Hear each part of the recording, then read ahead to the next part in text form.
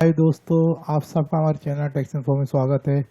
दोस्तों, हमारे प्रोफेशनल के दोस्तों की एक रिक्वेस्ट आ रही थी कि टीडीएस ऑन प्रॉपर्टी किस तरह से भरा जाता है, फॉर्म 26 क्यूबी किस तरह से भरा जाता है वो बताया जाए।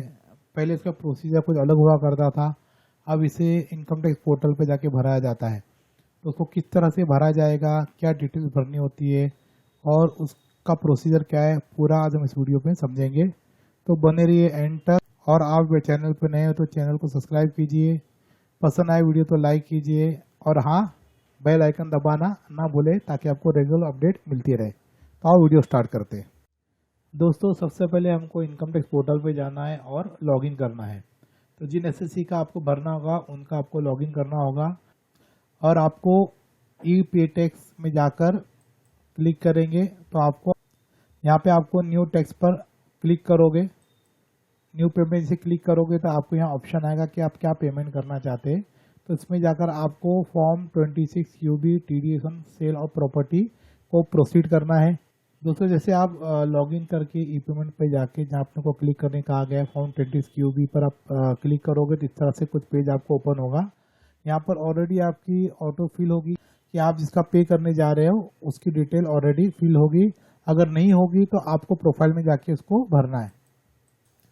और यहाँ याद रखिए कि रेसिडेंट और नॉन रेसिडेंट को बिल्कुल आपको अच्छी तरह से सेलेक्ट करना है। नॉन रेसिडेंट के अलग प्रोविजन होते हैं, उसका टैक्स रेट भी थोड़ा अलग होता है, तो लेकिन इसको बराबर देखकर आपको सेलेक्ट करना है। रेसिडेंट है तो रेसिडेंट क्लिक करेंगे और यहाँ देखेंगे कि वो पैन नंबर आ जाएगा, आधार नंबर आ जाएगा, बायर का पैन आ जाएगा जिसके ब्याह में आप भर रहे हो।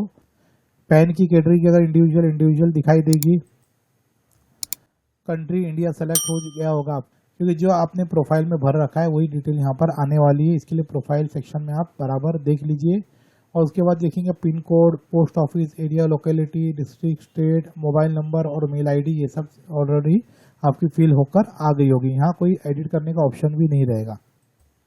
और उसके आगे आपको एक ऑप्शन दिखाई देगा कि whether more than one buyer. ये बहुत ज़रूरी बात है। कई लोग प्रॉपर्टी जो खरीदते हैं, 2-3 जन मिलकर खरीदते हैं, father mother, father daughter, father son, इस तरह से खरीदते हैं, लेकिन फॉर्म एक ही भरते हैं। जहाँ की आपको यहाँ 2 बार फॉर्म भरना ज़रूरी है। कई बार हमसे ऐसी गलती हो जाती है, यहाँ हम यस करके आगे निकल जाते हैं। यहाँ पर अगर मोर देन वन बायर है तो उसको यस करना है या नो करना है, एज पर रिक्वायरमेंट जो आपकी है उस तरह से करना होगा। हमारे केस में यहाँ एक ही है, इसके लिए हमने नो कर दिया। अदरवाइज यहाँ भी यस करना होता है। इसको फिर कंटिन्यू करके आगे बढ़ना है। जैसे आप कंटिन्यू करोगे तो नेक्स्ट पेज ओपन होगा। पहले पेज में आपने बायर की डिटेल भरी थी, यहाँ पर आपको सेलर की डिटेल भरनी है। यहाँ भी रेसिडेंट नॉन रेसिडेंट आपको सेलेक्ट करना है एज पर रिक्वायरमेंट आप जिसके लिए भर रहे हो। और pan of the seller, pan of the seller को फिर कंफर्म करना है। इस तरह से आप डालोगे तो कई डिटेल्स, उनकी आधार नंबर, उनका नाम, सेलर का, पैन की कैटेगरी क्या, पूरी चीज़ें आ जाएगी।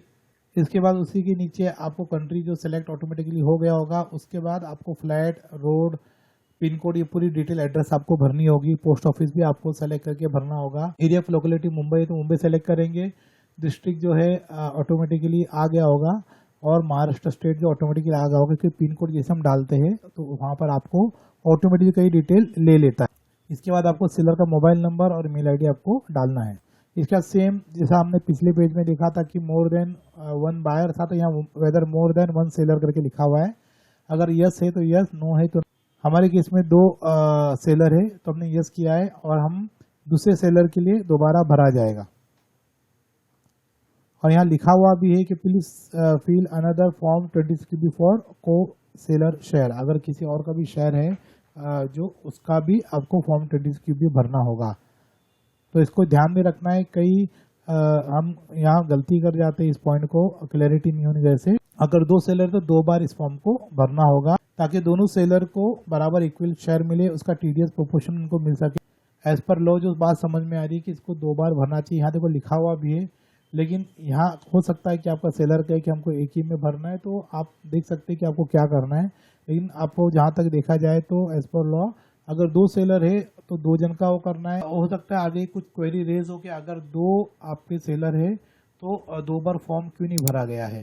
तो उससे बचने के लिए बेहतर ये है कि 2 बार फॉर्म भर दिया जाए अगर दोनों को उसका बेनिफिट लेना है तो। वैसे आप अपना कॉल ले सकते हो, एक है तो एक, 2 है तो 2 आपको भरना है। इसके बाद आगे कंटिन्यू करेंगे। कंटिन्यू करने के बाद हम नेक्स्ट पेज में आ जाएंगे। पहले पेज में हमने बायर का डिटेल भरी थी, सेकंड पेज में हमने सेलर की डिटेल भरी थी। अभी थर्ड पेज में जो प्रॉपर्टी खरीदी या बेची जा रही है उसकी डिटेल्स पूरी भरी जाएगी। पहला आपको हेड दिखाई देगा tax applicable, income tax other than company 21 और TDS on sale of property 800। ये आपका ऑटोमेटिकली आ गया होगा क्योंकि आप आपने फॉर्म 20 भी सेलेक्ट किया था। जैसे आप देख रहे हो पिछले पेजेस में जिस तरह से थे सेलर रेसिडेंशियल स्टेटस जो आया था उस तरह से इधर भी आ गया है। और उसका टाइप ऑफ प्रॉपर्टी आपको सेलेक्ट करने के, आप लैंड खरीद बेच रहे हो या बिल्डिंग है। हमारे यहाँ इस केस में फ्लैट है तो हमने इसको बिल्डिंग सेलेक्ट किया है। कंट्री ऑटोमेटिकली आ जाएगी। आपको फिर उसके बाद प्रॉपर्टी का एड्रेस भरना है डिटेल में, flat, door, building code, street, block, sector और नीचे पिन कोड। उसके बाद पोस्ट ऑफिस सेलेक्ट करके एरिया लोकेलिटी मुंबई और डिस्ट्रिक्ट मुंबई ऑटोमेटिक सेलेक्ट हो जाएगा। स्टेट जो महाराष्ट्र ऑटोमेटिकली सेलेक्ट हो जाएगा। आगे आपको डेट ऑफ एग्रीमेंट बुकिंग डालना है और उसके बाद टोटल वैल्यू ऑफ कंसिडरेशन, यानी आप प्रॉपर्टी कितने की खरीदते हो उसकी आपको वैल्यू डालनी है। और आप डेट ऑफ पेमेंट ये क्रेडिट मेड टू सेलर वो आपको सेलेक्ट करना है और डेट ऑफ डिडक्शन भी आपको यहाँ पर सेलेक्ट करना। वहाँ से आपको सेम फिगर यहाँ भरना होगा। आपको इंडेक्स 2 में ये डिटेल सारी मोस्ट ऑफ ऑल मिल जाती है, आप वहाँ से इसको देखकर फिल कर सकते हो दोस्तों। लेकिन यहाँ पर एक बात समझने की है और गौर करने की है कि डेट ऑफ पेमेंट और जो क्रेडिट मेड टू सेलर है और डेट ऑफ डिडक्शन है बहुत ही इंपॉर्टेंट होता है। इसको केयरफुली भरना होता है। कई बार जो बायर सेलर जो भी भरता है ऐसे इसको भरने में डिले करता है फॉर्म और पेमेंट करने में, तो जिसकी वजह से उसको लेट फी और इंटरेस्ट एप्लीकेबल हो जाती है। तो इसको ध्यान से देना है, उसको वक्त पर भरना है। और अगर आप पेमेंट टाइप आपका इंस्टॉलमेंट है या लमसम वो देखना है। कई बार पेमेंट जो इस तरह से हो जाती है, कई फ्लैट्स जो होते हैं कई बिल्डिंग कंस्ट्रक्शन में होती है तो स्लैब वाइज उसका पेमेंट जाता है। तो जब स्लैब वाइज पेमेंट जाता है तो उसके हिसाब से बिल्डर पेमेंट मांगता है। तो जब भी आप पेमेंट करोगे उस हिसाब से आपको ये फॉर्म 20 क्यू भी इंस्टॉलमेंट वाइज भरनी होगी, कितने अमाउंट की आप भर रहे हो। तो उस तरह से आपको इंस्टॉलमेंट के बेस पे इसको भरना होगा। लेकिन यहाँ हमारा लमसम बेसिस पे एक साथ वो प्रॉपर्टी का जो अमाउंट है भरा जा रहा है, तो यहाँ हमने लमसम सेलेक्ट किया है। नेक्स्ट ये पूछता है कि whether it is last instalment. जैसे अगर कोई इंस्टॉलमेंट में इसको भरता है, जैसा ऊपर ऑप्शन मैंने बताया इंस्टॉलमेंट में अगर होता तो इसको इंस्टॉलमेंट वाइज भरा जाता। तो यहाँ पूछ रहा है लास्ट इंस्टॉलमेंट तो नहीं है आपका, तो हमारा कोई इंस्टॉलमेंट ही नहीं है, लमसम भरा जा रहा है। इसके लिए हमें ये ऑप्शन ही नहीं आया है। नेक्स्ट यहाँ पर ये पूछ रहा है whether stamp duty value is higher than sales consideration.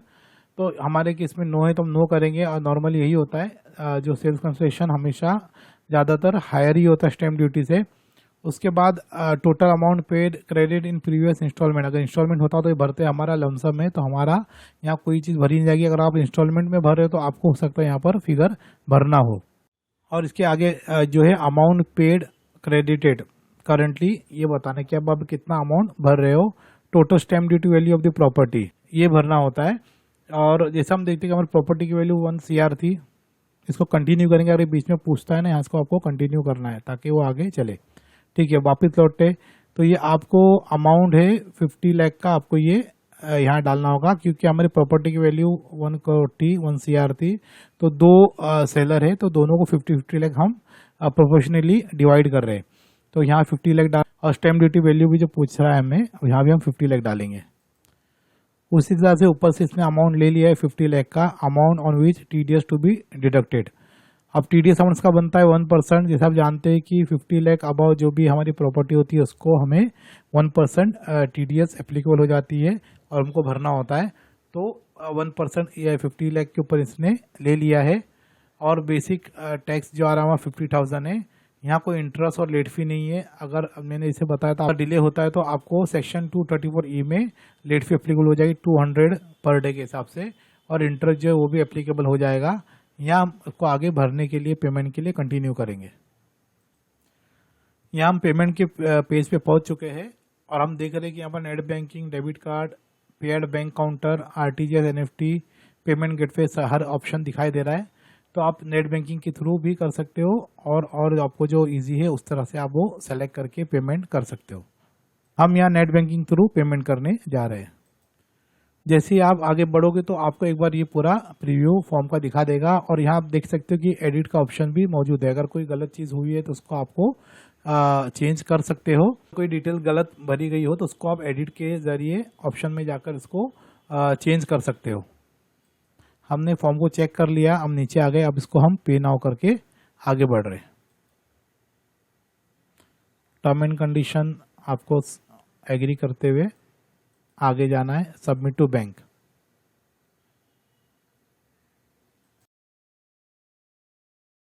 आप देख सकते हैं कि हमारा पेमेंट ये सक्सेसफुल हो चुका है और आपको ये पोर्टल पे रिडायरेक्ट करेगा। वहाँ पे जाके आप अपना जो स्टेटमेंट भी डाउनलोड कर सकते हैं, रिसीप्ट भी डाउनलोड कर सकते हैं। वो भी आप देख सकते हैं कि आप हमको क्लिक कर रहे हैं कि ये डाउनलोड हो जाएगा।